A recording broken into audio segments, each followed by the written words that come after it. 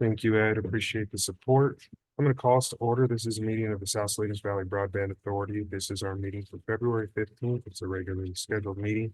With that, having called us to order, I'm going to see if Mayor LeVar doesn't mind leading us in the pledge. Ready, be good. I pledge allegiance to the flag of the United States of America and to the republic for which it stands, one nation, under God, indivisible, with liberty and justice for all. All right, thank you. With that, we have roll call next. I'm going to just go ahead and note that Mayor Rios has an excused absence today and all other members are present. Note that for the record. At this point, we'll go with business from the public, which is another way of saying public comment. This is an opportunity for the public to share comments regarding items not on today's agenda, but within the purview of this particular body. We invite those participating via Zoom to use the raise hand function or *9 via landline in order to be recognized. Is there anybody in the room who wishes to make public comment? Seeing none, I'll look to Zoom. Seeing no hands going up, we will close public comment, proceed forward. We do have item 5 on our agenda today listed as consent items, which consists of items A through D. Is there a member of this body who wishes to pull an item from consent?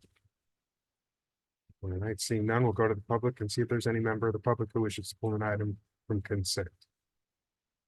Seeing nobody in the room, no hands up via Zoom, I'll bring it back and see if there's a motion to approve consent. Move approval.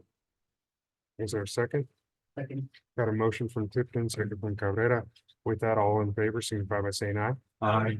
Motion carries unanimously. We'll head into the special part of our agenda, which includes an update on the Crown Castle Fiber Project update. We'll send that over to staff. Thank you, Supervisor.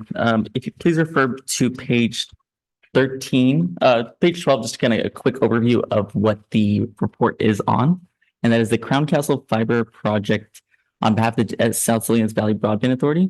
And this is the latest update from my discussions with them on the 8th of February. The update is in regards to the 4 strands of dark fiber connecting the 5 locations from Santa Cruz to Salinas, and a status of those each of those segments of the dark fiber that is provided. So if you look at page 14, that essentially kind of gives you an update. I know we have 2 fairly new board members at the Crown Castle. This is just an overview of who they are as an ISP that's been a partner for the South Salinas Valley Broadband Authority since I think almost 2 years now, since the project was authorized. So with that said, on page 15, there is a map of their project and their across that encompasses the cities of Gonzales, Soledad, and also goes beyond the city JPA members. Supervisor Lopez has been having those discussions about the route and the considerations of it. A lot of it has to come down to leveraging the funding that the Golden State Connect Authority is then later on has gone on to apply on behalf of the JPA members, and the route has been essentially utilized to the middle mile broadband initiative when it comes to how that route is set up, as well as the existing infrastructure for Crown Castle.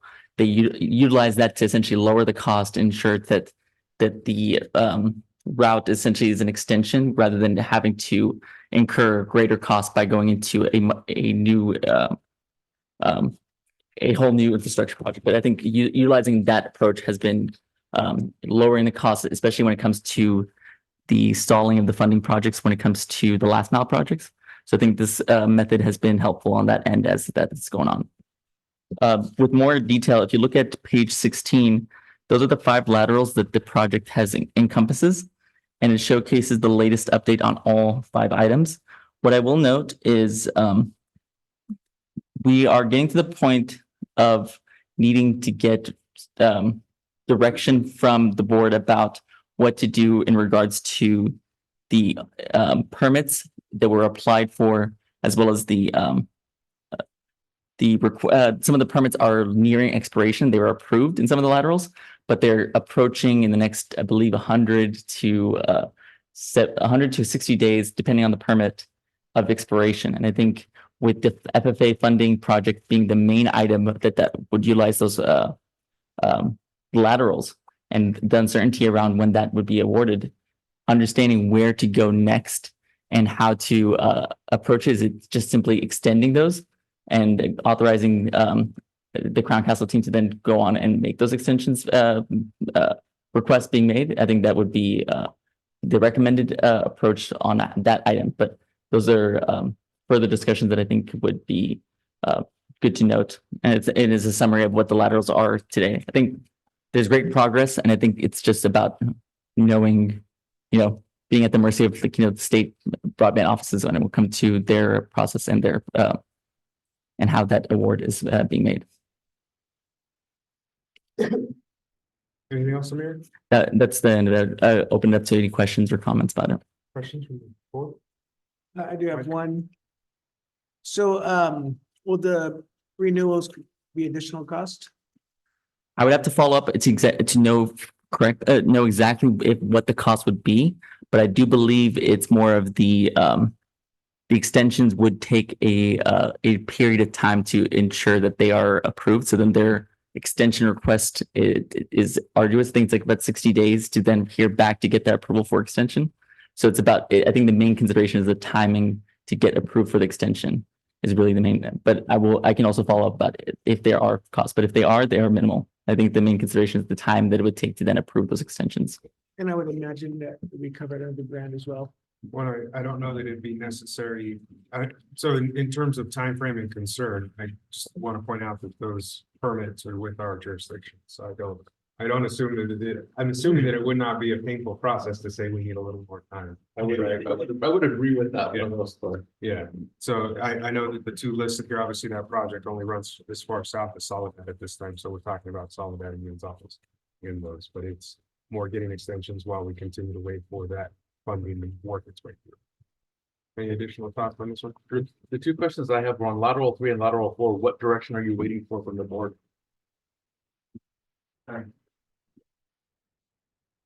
Troubleshooting. What was the question? Laterals 3 and 4. Yes. Between Gonzales and Salinas and then Salinas to Santa Cruz. You say you're awaiting direction from the board. What direction are you awaiting? So that it was really the discussions with Supervisor Lopez on, I don't know if you want to speak on it more, Dirk, but what has been, as you see, the route encompasses non-SSVBA members and those and their jurisdictions, and navigating that discussion has been really, I've been leaning on Supervisor Lopez and his office to provide that discussion, because I think from my initial outreach to the city of Salinas has been the resolution of just incurring a certain fee with that handle.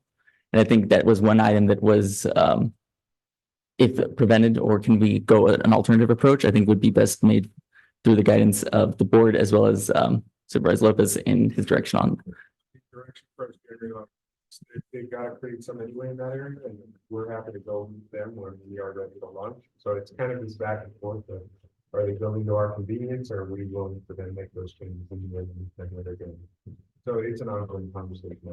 Absolutely. And that was just my question. Is this something we really need to be concerned about at this point, or is it, because the thing is honestly, people are putting in fiber on a daily basis. And if we can piggyback off of somebody else and make it cheaper for us, it may be better, it may not. We still need to look at the redundancy and everything else that we were originally looking at when we put this plan in place. They're currently laying fiber between Soledad and Gonzales. If you haven't seen them on the side of the freeway, they won't say who they're doing it for. You can pull the permits. It's AT&T. I know. I've seen their trucks out there. Exactly. Well, AT&T has been saying for a while though that they're running fiber down to as far south as King City. So it's just been slow. Only that long. Okay, so see no other questions up here. We'll go out to the public, see if there's any public comments or questions on this portion. Seeing nobody in room, no hands up via Zoom. We'll close that, bring it back. I don't think there was any direction necessary given how this was agendized. So we'll proceed forward to item B, which is a discussion regarding potential authorization of a letter submitted to Congress by the authority requesting the extension of the ACP. For that, we'll go back to Amir. It seems that their meeting IDs have an issue, I think, so I will take a second to ensure people can join with the member, with the, I should say, the webinar ID and typing it in, but I think that the link itself has been giving people issue to join. So I will take a second to just ensure that people can.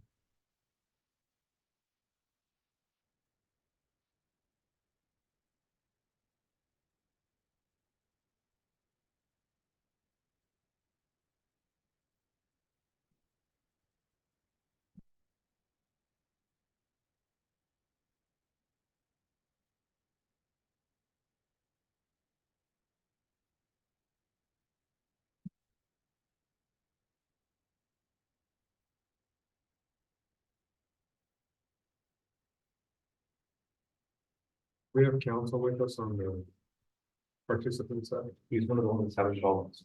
He just sent an email. So I just sent the email out to essentially ask and requesting and letting people know they could just join using the webinar ID if the login is giving them issue, because there are people joining and I think they're just using that webinar ID. I'm happy to continue if If Roy jumps in on the attendee side, you guys might promote him. Yes. Thank you. All right, go ahead and proceed. For item 6B, it is a very timely item regarding the Affordable Connectivity Program. I'm sure some of you, if not all of you, are very familiar with the program. It's a $30 benefit subsidy program that has been critical to the communities, not only here in South County, but also the state of California, as we've been approaching at the end of this year, almost 50% enrollment, which encompasses millions of households, almost about 3 million California households are enrolled in that program in just under 2 years.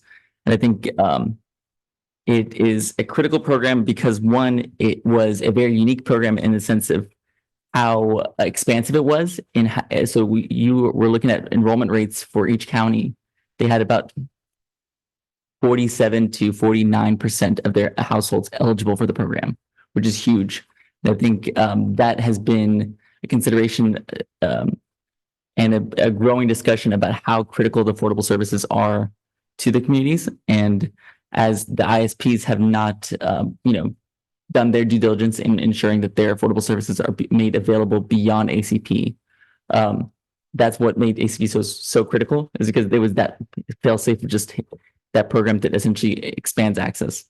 And with that said, we were anticipating a ACP to run out of funding around April to May of this year, but they were going into the end of the year. We were expecting to get some guidance to essentially authorizing the extension of the program.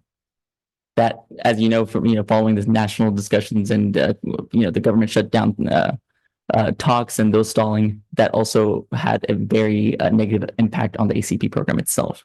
And that is why on, I believe, January 8th of this year, or actually January 11th of this year, the Federal Communications Commission came out with a guidance on the wind down of the ACP program, essentially saying not that it's ending, but essentially we are planning and organizing with the impression that this is a program that will end upon the funding being completely all the funding that was allocated for it to be completely depleted. That's the word for it. So I think it's with that said, they mentioned that the first notice of that guidance was February 7th was freeze of enrollments. So then everybody that is in the ACP program is now in the ACP program until those funds are depleted. There's no new enrollments, as well as no new providers or applicants can essentially join to provide that service. So essentially it's growing closer and closer to that timeline of the expected depletion of those funds. And with that said, I think there is a need that needs to be reflected and called to essentially ensure that the ACP program is extended at least through the end of this year, if not for an 18-month period, to then allow for that the transition from the ACP program to a new life, or essentially a new structure, and it allows that time to essentially transition those 3 million California households to then either through a different program or within ACP, but under a new funding allocation. And with that said, that was kind of like an overview of just what the letter is on behalf of the SSVBA. And the consideration is to essentially authorize the JPA to send out a letter to the congressional members to call for the extension of the ACP program. And concerns to the to this SSVBA board, it's notable to the importance of affordable programs as it comes to infrastructure. It's a growing item when it comes to the economic viability of these programs and these projects, as the availability of these affordable services will be increasingly critical. Thank you, Amir. I'll just state, I asked Amir to put this letter together, given the fact that there is a growing, and we would be joining a chorus. It's not us alone out there. I know the National Association of Counties as well as cities is out there saying we need to make this move in order to support communities. The way I look at it through the lens of SSVBA is we're launching new opportunities for connectivity for some communities for the first time. And as we do that, adoption rates are critical, right? If folks don't get introduced to the service and understand what the change it can bring, then they may never. And if we give them this access assistance in the form of this program, then I think our adoption rates are going to be higher, giving us more success, giving them success, and bringing the change we want to see to our community. So I'm hoping that the program finds a longer breath, that it really runs into an established program that might be around for many years. They might need to tweak the criteria given the adoption, or we're seeing the real need for it given the adoption and completion of these funds so quickly. So I'm in support of sending this letter out and joining the chorus of voices calling for a long-term investment in this program. I wanted to share that. Any thoughts from my colleagues? Just a couple. One is obviously, if the program is eliminated, people are just going to cut the bill, right? So it's not like they're going to pony up an additional 100%. Or more. Yeah, or more. So that's a significant concern. And I thought during the taxes the FCC collects, that those were dollars that were set for that. And I don't understand why they haven't really secured those. But has there been any discussion on looking at other departments that may, like USDA could be a natural home for this, because on the rural component portion of it, and maybe a bifurcation of some comes from here, some comes from there, but absolutely, because we know most of this for the families is a lot of schoolwork, and if it gets cut, it gets cut. And then that severely hampers their school district's ability to use internet for additional requirements. So I absolutely in support of this. It seems like though in the language it should have something that talks about the removal of this would lead to not increased costs for individuals, but just lack of access, because they will cut that bill. I would agree with that. We can make that amendment. You guys, when we make a motion, we can give direction to perhaps give me that authority to make changes as necessary and submit that. I agree. And I'd actually like to see what you suggested as well, looking for alternate methods, alternate agencies to approve this. Because I know the BIA, the Bureau of Indian Affairs, would probably be able to support the tribal lands component of it. Maybe the Department of the Interior, Department of Agriculture can go after some of it as well, because bringing access down to the lower level will help everybody involved. And maybe the Department of Education as well for that purpose. And I'll share, I know Amir touched quickly at the top on obviously the inability of Congress recently to put forward any full funding bills has made it a challenge. I just got back from DC, and that was a key topic, especially for folks like USDA who said, we're waiting, Farm Bill's not been passed, right? That's every 5 years, and unfortunately we're in year 6 of the last one, waiting for what that iteration might look like. But how those dollars get allocated determines what they can support within their program. And so they're very much in a hold pattern and worried about staffing and all the things we're all worried about at local government, even at that level. So I agree. I think that we should be creative about approaches and making sure that we set up a long-standing program. But I'll share, I think that is the concern kind of lingering behind everybody's minds at this point. If I could add a quick item, Supervisor, I think the main item of calling for the extension is to allow for those creative talks to happen.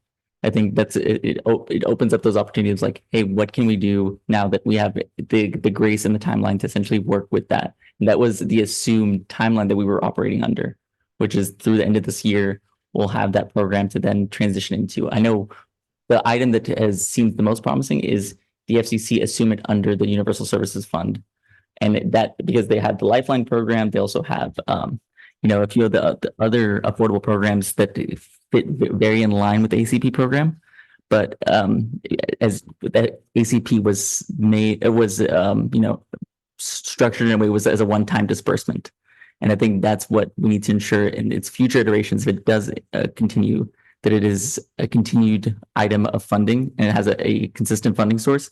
And that is through the Universal Services Fund through the FCC has one that seems to be, but the ACP itself is much more costly. So I think there's always like that, the double-edged sword for all these different proposals. And I think having that time and extension and not going beyond it, just saying, here's what the SSVBA potentially says now, maybe in a month time or 2 months time, we find a greater alternative. But that was just a recommended suggestion about maybe not including and putting the board on suggesting what the exact solution would be.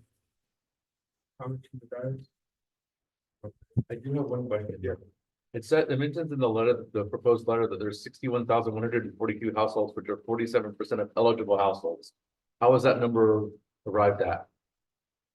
Yeah, so the California Emerging Technology Fund, the CTF, has an enrollment tracker, which they document and have been assigned by the California Broadband Council to essentially document all the enrollment rates across the counties. And that data is made available through their portal. I think we've also, so they've been documenting all the enrollment rates and they get that data from the FCC itself. So when it comes to the eligible households as well as the enrolled households, so those are the 47% of the eligible households are currently enrolled in the program. So then, And how does that compare with the total number of households in the county, not just eligible? it's a different number. It's a much greater number as what that would be. So then maybe there's a language of I could amend to essentially make that more clear. So that, thank you.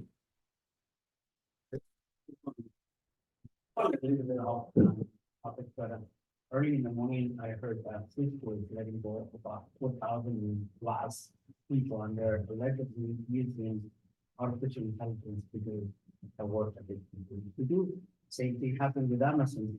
Here, we're asking for basic internet service.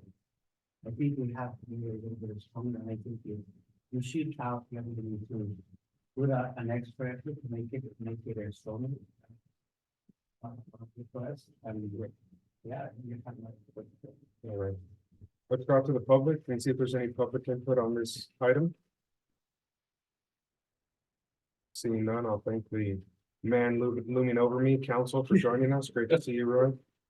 So then I'll bring it back and just, request authority to send a letter with obviously the allowances to amend us to strengthen pieces around the focus on equity and recommendations for long-term fixes from this body.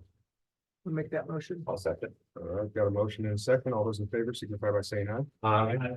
Motion carries unanimously. Thank you. With that, we've concluded 6B. We'll go to 6C, consideration for the retention of Mike Howard to provide financial services for the authority. We'll kick that over to staff. I don't know if council's going to take this. I saw him lean forward. Is that yours, Roy? Yeah, this one's for me. Sorry for being late. I had some Zoom issues, but thankfully I was able to get it resolved. Mr. President, members of the board, this item is coming to the board, as part of the growth of the authority. As part of this process, we've identified an area of concern, which is maintenance of financial records, financial reporting, and just a lack of internal staffing that is capable of doing this, and also wanting to put in place kind of best practices. As part of that, we've reached out to Mike Howard, who is probably very familiar to members of the board, as he serves as the finance director for multiple cities in South County. He was kind enough to agree to take on the authority, and if the council or if the board so chooses, and provide the day-to-day financial services for the board, all keeping track of all the incoming funds and outgoing costs, and to do any sort of reporting necessary as part of that.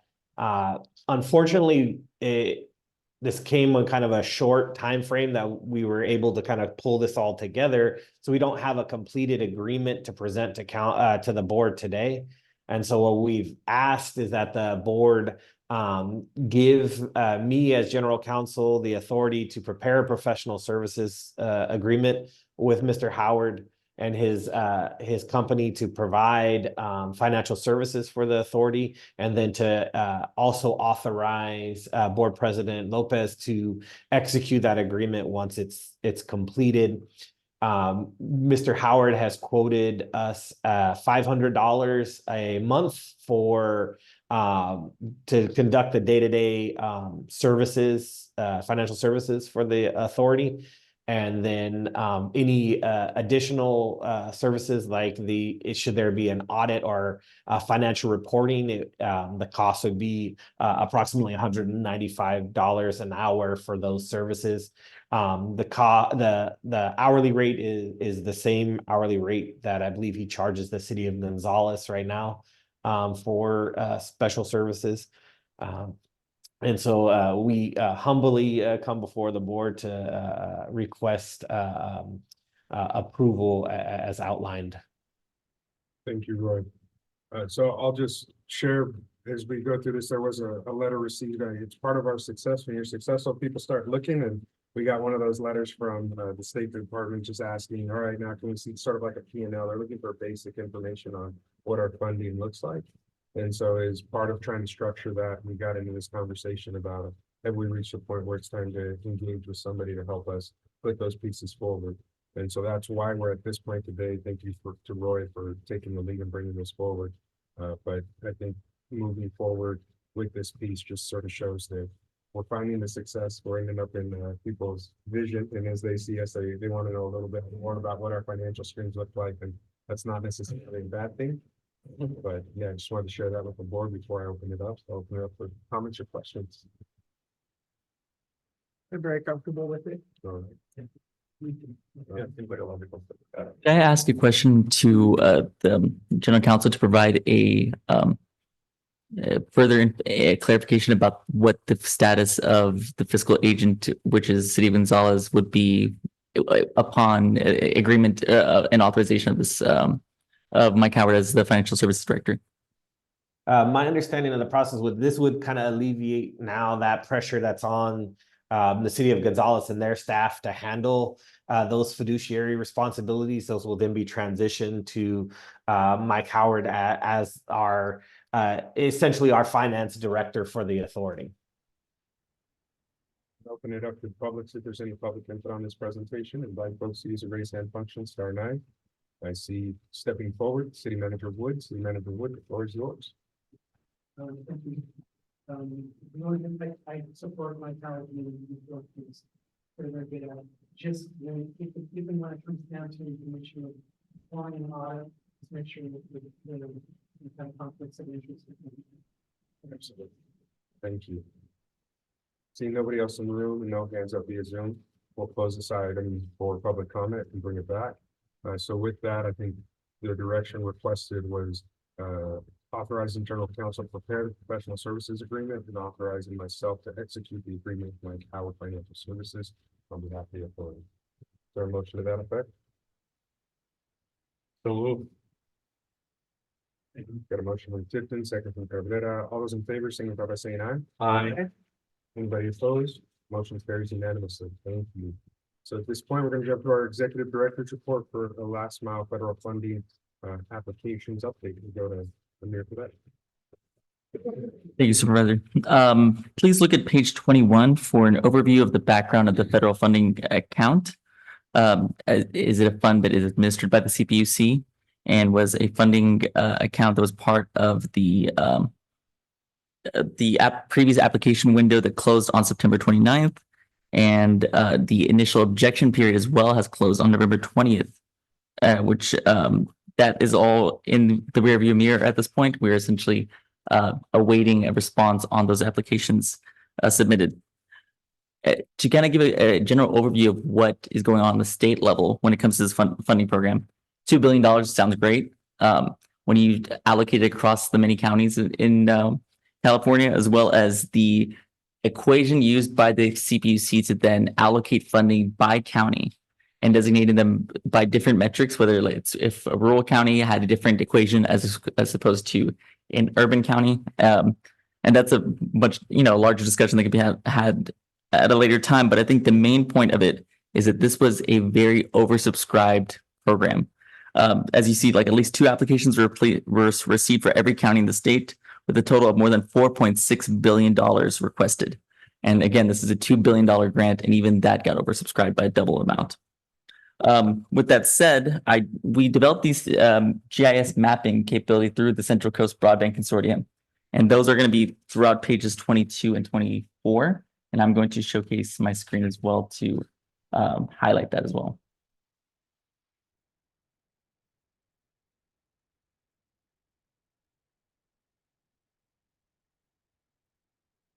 All right.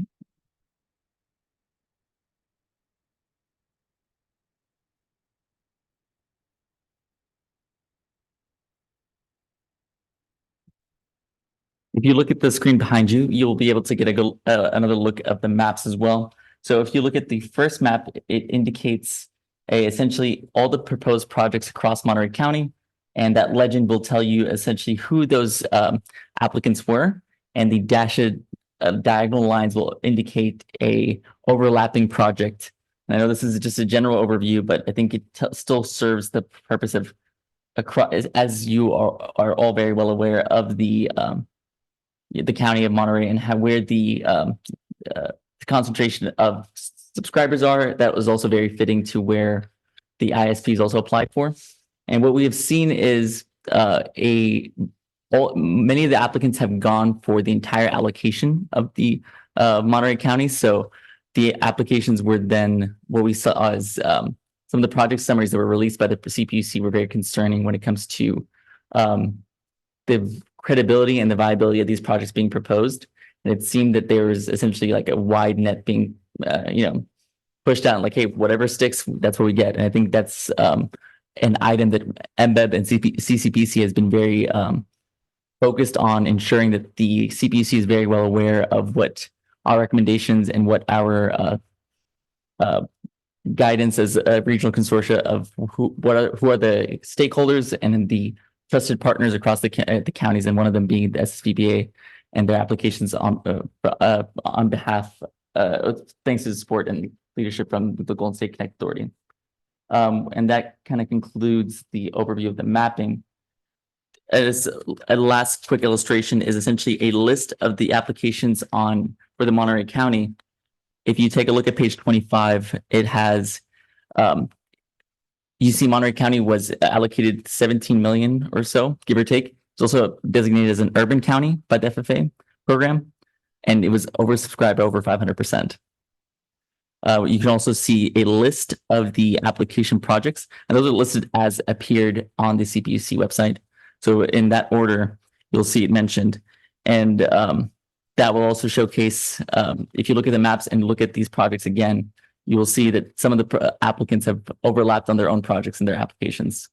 And you can connect the dots on who that was. But with that said, I think the overview and the discussion is really about, this is a highly contested application and grant, but I think the JPA has been very well positioned from the very start of coming together as and seeing that vision from the early start of like stronger together, and also the structure of being a public entity that wants to serve its community. I think is a consideration that the state and federal broadband offices have been calling for of a growing practice. So I think it'd be one to note as when the next meeting comes up, hopefully we'll have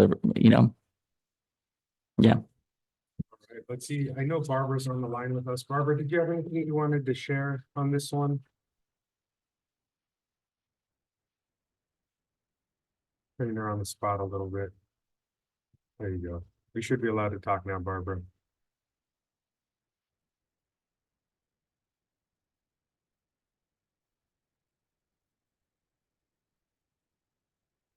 There we go. Can you all hear me?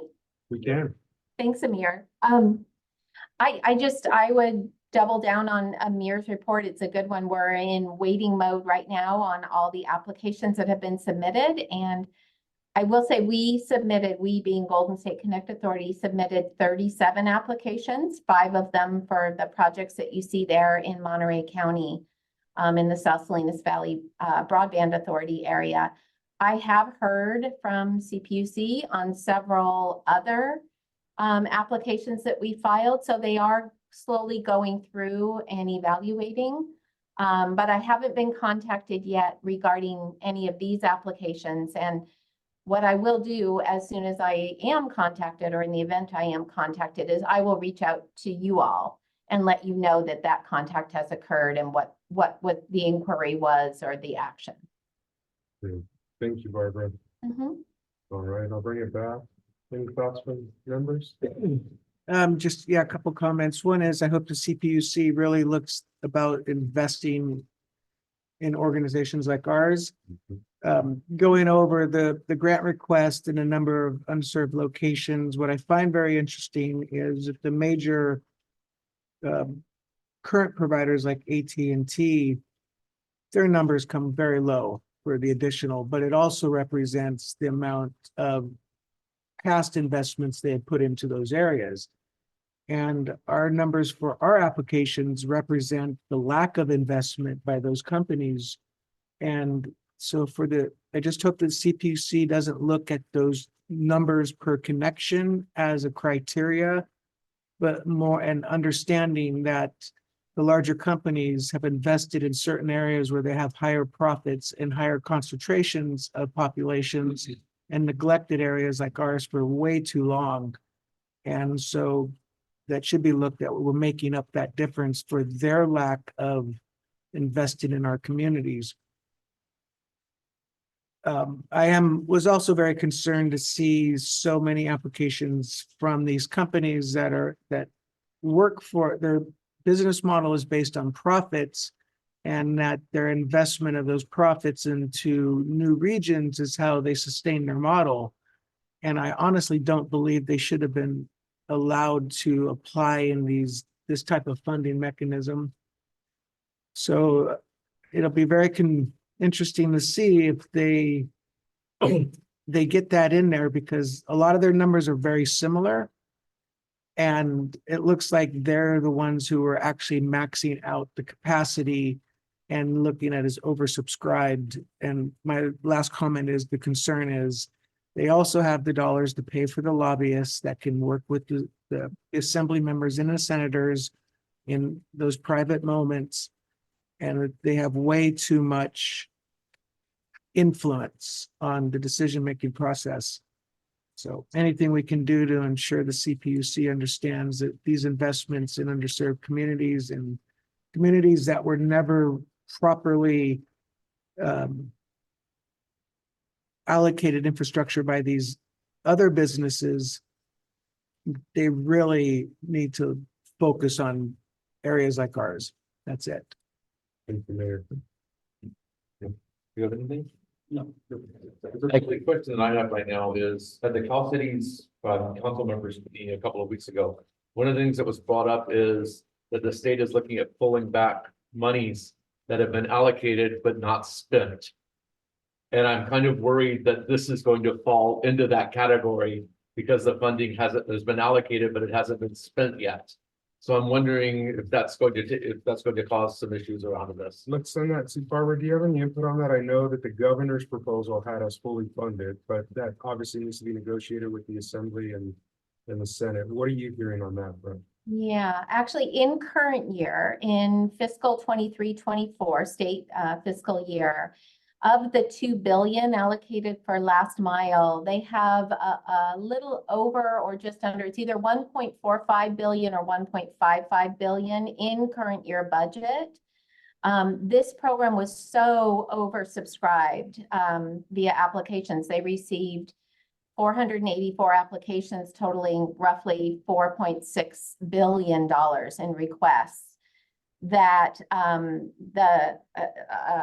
Tracy Ryan, who's on our government affairs team and does broadband for us, has said that with that outpouring of need for these dollars, as evidenced by the massive applications for FFA, that in all likelihood, and we won't know till June, in all likelihood, the legislature will insert into the budget the remaining balance as intended for fiscal 24-25, taking us up to 2 billion. Where they are pulling back or have pulled back on their commitment to fund broadband as initially allocated under SB 156 back in July of 2021 is on the loan loss reserve program. And this is the program that Golden State Connect Authority will use, but it was actually designed for local governments, nonprofits and tribes to apply for these funds out of this pot of money to use for securitization for bond issuance or debt financing of any kind. And what they have done with that pot of money is, again, in current year, there's 175 million of the 750 million that is in current year. And the governor's budget in January actually proposed reducing the 750 million to 500 million and spreading the remaining funding up to 500 over the next 2 fiscal years. Now, as we all know, the governor's budget is the first salvo over the bow, that the legislature will do a lot of work between now and June. But what I will say is of significance is that the loan loss reserve program will likely open for applications in March, April timeframe. That CPUC is kind of nodding in the direction of March. Golden State Connect Authority alone will submit applications for loan loss reserve funds for all 37 of the applications that we submitted FFA applications for.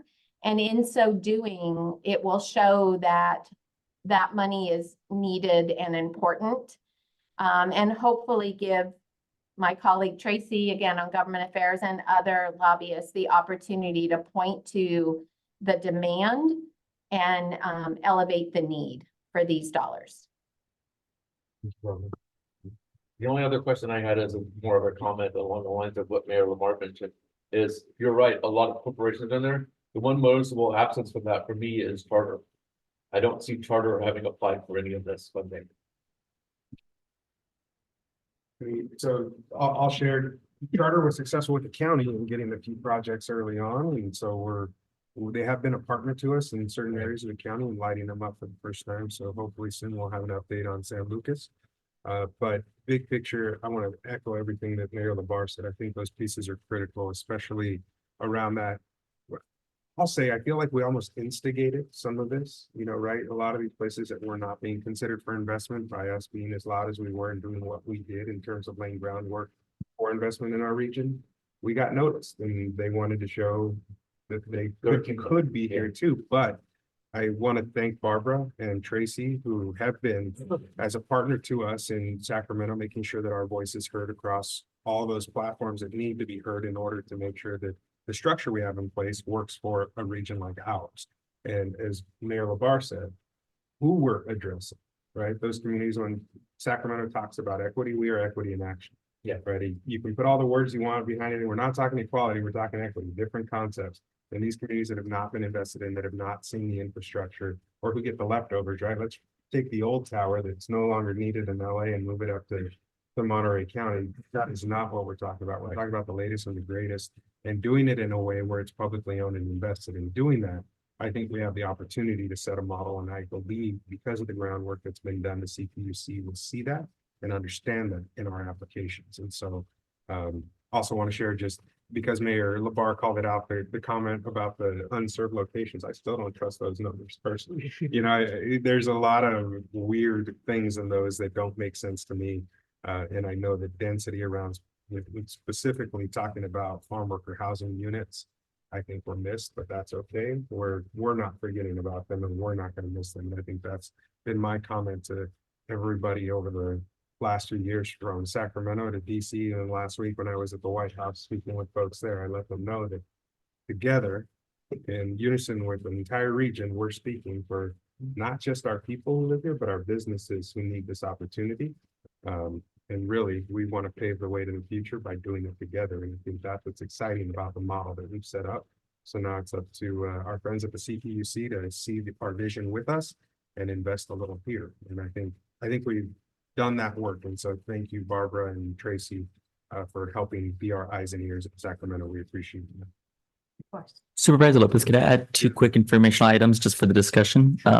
One, about the CPUC, while this is not to say that they've fulfilled that commitment, but this is one to showcase that the work that's being done by Barbara and her team, as well as the JPA itself, about the public entities being ones that should be the model, as well as like the funding should be allocated to those types of projects, have been reflected in the FFA scoring rubric, actually awarding and incentivizing it through if it's a publicly owned infrastructure project, that there's like additional points that are awarded to that proposal. So I think it's working. I think that they see that, and that was reflected, and we hope that continues to be a continued commitment, not just a one-time thing.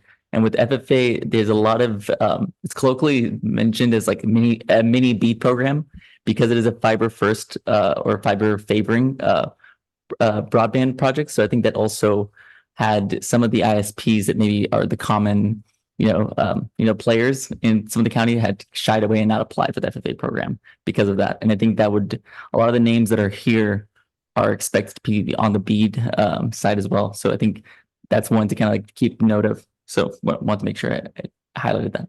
Thank you, Leah. All right, let's take this out for public comment. Invite folks once again to use the raise hand function, star 9 via landlines, in order to be recognized. Seeing nobody in the room, no hands up via Zoom, we'll go ahead and close public comment, bring it back. So I believe that this was just an informational presentation. So thank you, Amir. Thank you, Barbara, for jumping in. I know I put you on the spot, but appreciate you. All right.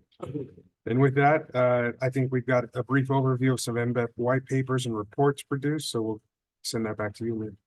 Just quickly noting that given the onboarding that I went with the Councilmember Cabrera, as well as the Councilmember Tipton, just speaking with them about, what the expertise that we can provide. So that was essentially an informational item of just, this is the work that MBEP does. Here are some of the work that we've developed, not only as in what our work, but also encompasses your jurisdictions, as well as beyond just the SSVBA, but also could be a helpful item. And I think it would provide some of the discussion, additional informational items that I think would be just following up on, instead of to kind of give you a better sense of like what we can do and provide support on as executive director. And then that was the main reason behind that item. Okay. Any questions on B? Seeing none up here, go out to the public. Seeing none, hearing none, we'll come back, proceed building an inclusive economy in the Monterey Bay region study sessions with Dr. Bennett.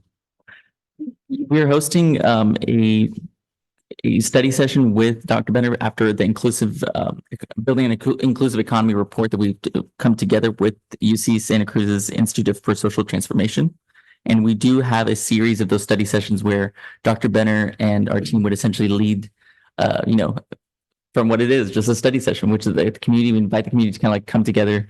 It's a very informative report. It's why I linked it, and I would highly encourage your offices to like take a look at it. And I think it's very helpful when not only just providing informational items and data and reporting, but it's really just kind of a framing of where we are, where the progress that we've made in Monterey County, but also what we can do better in, and where those and providing in a framework that essentially showcases that how we can get to that inclusive economy structure that we all value very much. And with that said, we are hosting multiple events. one in Santa Cruz and another one in San Benito County. I personally would love to see one in South County. And there's two opening dates on the 20th and 21st. So it doesn't have to be an item that we decide yes, but the recommendation is to get a sense of interest of wanting to host an event in one of the cities or one of the city members in hosting it in their jurisdictions. Conversation around that item? Would be interesting to use the memorial hall for something like that. So that would definitely give us enough capacity for it. Okay. Thank you. All right. Just on those that in March. Do we have a allocation? We can make the effort, and planning all that effort is just about if there's interest in, and I think we would like to do so. So we can take that on and essentially make that happen. It's just about what city would like to say, hey, So post it in mind. For space and investment in promoting and getting the community out. Is that the idea? Public outreach is going to be big. I think that's the main item as it comes to, the staffing and all that, that would be handled by MBEB in our work. It's really just, highlighting who wants to be that hosting city. I can follow up about other dates as well. Thank you. Thank you, Amir. We'll take that and see if there's any public input on item C. All right, hearing none, we'll bring it back. So at this point, we're at Board of Directors reports. Anybody with a report? Seeing none, I'll briefly share that I had the opportunity to spend a little time in a conversation with our council and with RCRC as well, and it was a great conversation. So I just want to thank everybody for participating in that. It helped kind of set a great platform for us to jump off of. So thank you, Roy, and thank you, Barbara and Arthur Whiting, for participating in that. And then I'll share that in terms of advocacy through RCRC, every year we take a trip back to DC to advocate for those issues that matter to us. And as I talked about SSVBA, about the investments from RCRC and Golden State Connect, there was a lot of interest. Folks wanted to know. When you get back to that level, government's very theoretical, right? They put forward dollars and they hope that it ends up in the right places. So as I talked about what our vision was, as I mentioned a little bit in the last item, folks were really excited. They wanted to know more about what our timeline was. What does that look like? And of course, I had to share there's these layers, right? We've applied, we're waiting, but we're hopeful. And as part of that, this is what the investment would do for a region like ours. This is what it would look like. And this is how we partnered to get there. So I just wanted to share that as I tell our story in those rooms, it resonates. That's what they envisioned happening with the dollars that they put forward. And so I want to thank you all again. I know I do it every meeting, but for your continued partnership, because as we build out how I feel they should have been done from the beginning in terms of investing in broadband and access for communities, it takes partnership, and having the 4 cities at the table along with the county and all of us pulling in the same direction, we're going to make that change. So I think we're right on the cusp of that exciting piece. I know I scared some of the RCRC staff when I said, hopefully by the end of this year, we're laying fiber. They're like, whoa, slow down by next spring. And I said, no, we got to push. If we're not pushing, we're not doing our job. So it got folks excited and leaning in to the conversation, which was a good moment to have. So that's my report for this meeting. So thank you all.